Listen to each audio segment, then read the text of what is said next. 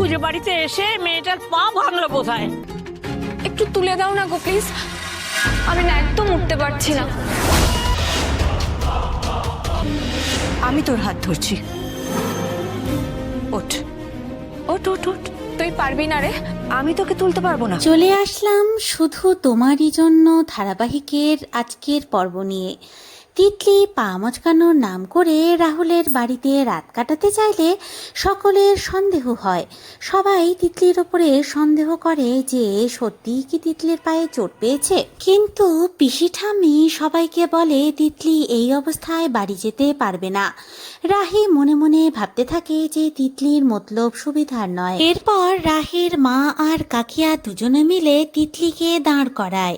পিসি ঠাম্মি তা দেখে আশ্বস্ত হয় যে মেয়েটা নিজের পায়ে দাঁড়াতে পেরেছে। এদিকে কাকিয়া রাহিকে বলে তিতলি কেন কিসের জন্য এরকম করছে বুঝতে পারছে না।